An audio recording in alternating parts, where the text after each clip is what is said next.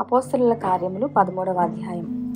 అంతియొకయలోనున్న సంఘంలో బర్నబా, నీగెరా అనబడిన సిమెయోను, కురేనీయుడైన లూకియా, సేనాధిపతి అయిన హేరోదుతో కూడా పెంచబడిన మనయేను, సౌలు అను ప్రవక్తలు బోధకులను ఉండిరి.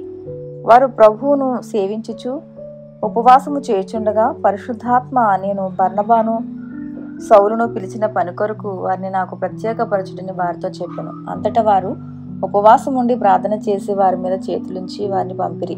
కాబట్టి వీరు పరిశుద్ధాత్మ చేత పంపబడిన వారై ఎలుకయ్యకు వచ్చి అక్కడి నుండి ఓడ ఎక్కి కుప్రకు వెళ్ళిరి. వారు సలమిలో ఉండగా యూదుల సమాజ మందిరములలో దేవుని వాక్యం ప్రచురించుచూ ఉండిరి.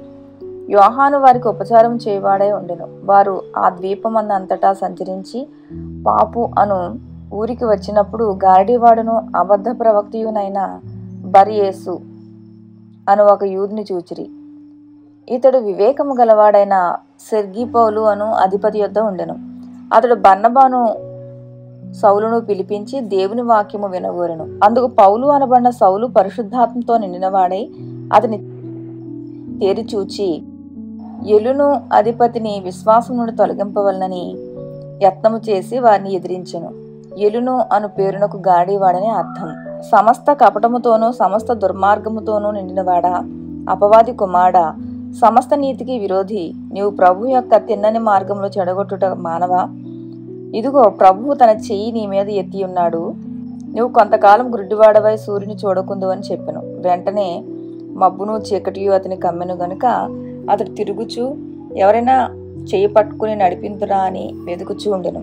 అంతటా ఆ అధిపతి జరిగిన దాన్ని చూచి ప్రభువు బోధకు ఆశ్చర్యపడి విశ్వసించెను. తర్వాత పౌలును అతనితో కూడా ఉన్నవారును ఓడ ఎక్కి పాపు నుండి బయలుదేరి పంపులియాలోనున్న పెర్గేకు వచ్చిరి. అతడు యోహాను వారిని విడిచిపెట్టి యెరూషలేమునకు తిరిగి వెళ్ళెను. అప్పుడు వారు పెర్గే నుండి బయలుదేరి పిసిదియలో ఉన్న అంతియొకయకు వచ్చి విశ్రాంతి దినమందు సమాజ మందిరంలోనికి వెళ్లి కూర్చుండిరి. ధర్మశాస్త్రమును ప్రవక్తల లేఖనములను చదివిన తర్వాత సమాజ మందిరపు అధికారులు, సహోదరులారా, ప్రజలకు మీరు ఏదైనా బోధవాక్యము చెప్పవలనని ఉన్నవాడలా చెప్పుడని వారికి వర్తమానం చేసిరి. అప్పుడు పౌలు నిలువబడి చేసైగ చేసి ఇట్లనెను, ఇశ్రాయేలీలారా, దేవునికి భయపడువారలారా వినుడి. ఇశ్రాయేలును ఈ ప్రజలు దేవుడు మన పితరులను ఏర్పరచుకుని వారు ఐగుప్తు దేశమందు పరదేశులై ఉన్నప్పుడు ఆ ప్రజలను హెచ్చించి తన భుజబలము చేత వారిని అక్కడి నుండి తీసుకుని వచ్చి ఇంచుమించు 40 ఏండ్ల మట్టుకు అరణ్యంలో వారి చేష్టలను సహించెను. మరియు కనాను దేశంలో 7 జాతుల వారిని నాశనం చేసి వారి దేశంలను వీరికి స్వాస్థ్యములుగా పంచి ఇచ్చెను. ఇంచుమించు 450 సంవత్సరాలు ఇట్లు జరిగెను.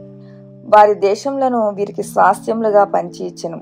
ఇంచుమించు 450 సంవత్సరాలు ఇట్లు జరిగెను. అటు తర్వాత ప్రవక్త అయిన సమూయేలు వరకు ఆయన వారికి న్యాయాధిపతులను దయచేసెను. ఆ తర్వాత వారు రాజు కావాలని కోరగా దేవుడు బెన్యామీను గోత్రీకుడును యెషూ కుమారుడునైన సౌలును వారికి 40 ఏండ్ల వరకు దయచేసెను.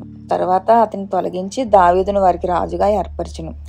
మరియు ఆయన, నేను యెషే కుమారుడైన దావీదును కనుగొంటిని, అతడు నా ఇష్టానుసారైన మనుషుడు, అతడు నా ఉద్దేశంలన్నీ నెరవేర్చునని చెప్పి అతని గురించి సాక్ష్యం ఇచ్చెను. అతని సంతానం నుండి దేవుడు తన వాగ్దానం చొప్పున ఇశ్రాయేలు కొరకు రక్షకుడకు యేసును పుట్టించెను. ఆయన రాకముందు యోహాను ఇశ్రాయేలు ప్రజలందరికీ మారు మనసు విషయమైన బాప్తిస్మం ప్రకటించెను. యోహాను తన పని నెరవేర్చుచుండగా, నేను ఎవరినని మీరు తలంచుచున్నారు? నేను ఆయనను కాను. ఇదిగో నా వెనుక ఒకడు వచ్చున్నాడు. ఆయన కాళ్ళ చెప్పులు విప్పుడుకైనను నేను పాత్రుడను కానని చెప్పెను. సహోదరులారా, అబ్రహాము వంశస్థులారా, దేవునికి భయపడు వారలారా, ఈ రక్షణ వాక్యము మన యొద్దకు పంపబడి ఉన్నది. యెరూషలేములో కాపురముండు వారును వారి అధికారులను ఆయనను ప్రతి విశ్రాంతి దినమున చదవబడుచున్న ప్రవక్తల వచనములనైనను గ్రహింపక ఆయనకు శిక్ష విధించుట చేత ఆ వచనములను నెరవేర్చిరి. ఆయన యందు మరణమునకు తగిన హేతువేమియు కనబడకపోయినను ఆయనను చంపించవలని వారు ఆయనను గూర్చి రాయబడి ఉన్నవన్నీ నెరవేర్చిన తర్వాత ఆయనను మ్రాను మీద నుండి దింపి సమాధిలో పెట్టిరి. అయితే దేవుడు మృతుల్లో నుండి ఆయనను లేపెను. ఆయన గలిలయ నుండి యెరూషలేమునకు తనతో కూడా వచ్చిన వారికి అనేక దినములు కనబడెను. వారిప్పుడు ప్రజల ఎదుట ఆయనకు సాక్షులై ఉన్నారు. దేవుడు యేసును లేపి పితరులకు చేసిన వాగ్దానంను మన పిల్లలకు నెరవేర్చున్నాడని మేమును మీకు సువార్త ప్రకటించున్నాము. అలాగే నీవు నా కుమారువు, నేడు నేను నిన్ను కనియుంటిని అని 2వ కీర్తన యందు వ్రాయబడి ఉన్నది. మరియు ఇక కుళ్ళు పట్టకుండా ఆయనను మృతుల్లో నుండి పుట్టను బట్టి దావీదునకు అనుగ్రహించిన పవిత్రమైన వరములను మీకు అనుగ్రహింతును, అవి నమ్మకములైనవని చెప్పెను. కాబట్టి వేరొక కీర్తన యందు నీ పరిశుద్ధుని కుళ్ళు పట్టనీయనని చెప్పుచున్నాడు. దావీదు దేవుని సంకల్పము చొప్పున తన తరం వారికి సేవ చేసి నిద్రించి తన పితరుల యొద్దకు చేర్చబడి కుళ్ళిపోయాను, కానీ దేవుడు లేపినవాడు కుళ్ళు పట్టలేదు. కాబట్టి సహోదరులారా, మీరు ఈయన ద్వారానే పాపక్షమాపణ ప్రచురమగుచున్నదనియు, మీరు మోషే ధర్మశాస్త్రం వల్ల ఏ విషయంలోనూ నీతిమంతులుగా తీర్చబడలేకపోతారో ఆ విషయంలో అన్నింటిలో విశ్వసించు ప్రతివాడును ఈయన వల్లనే నీతిమంతుడుగా తీర్చబడిననియు మీకు తెలియనుగాక.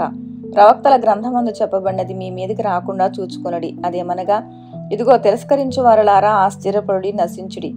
మీ దినముల్లో నేనొక కార్యము చేసేదను. ఆ కార్యము ఒకడు మీకు వివరించినను మీరెంత మాత్రమును నమ్మరు అనెను. వారు సమాజ మందిరముల్లో నుండి వెడుచుండగా ఈ మాటలను మరుసటి విశ్రాంతి దినమున తమతో చెప్పవలని జనులు వేడుకొనిరి. సమాజ మందిరంలో వారు లేచిన తర్వాత అనేకులు యూదులను భక్తిపరులైన యోదయ మత ప్రవిష్టులను పౌలును బర్నబాను వెంబడించిరి. వీరు వారితో మాట్లాడుచు దేవుని కృపయందు నిలకడగా ఉండవాలని వారిని హెచ్చరించిరి. మరుసటి విశ్రాంతి దినమున దాదాపుగా ఆ పట్టణం అంతయు దేవుని వాక్యం వినుటకు కూడివచ్చును.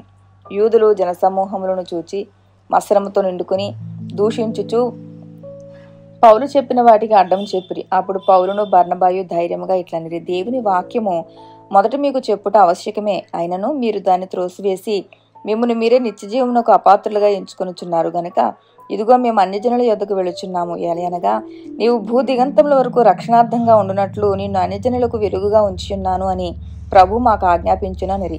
అన్యజనులు ఆ మాటలు విని సంతోషించి దేవుని వాక్యమును మహింపరిచిరి. మరియు నిత్యజీవమునకు నిర్ణయించబడిన వారందరూ విశ్వసించిరి. ప్రభు వాక్యం ఆ ప్రదేశమందంతటా వ్యాపించును గాని యూదులు భక్తి మర్యాదలు గల స్త్రీలను ఆ పట్టణపు ప్రముఖులను రేపి పౌలునకును బర్నబాకును హింస కలుగచేసి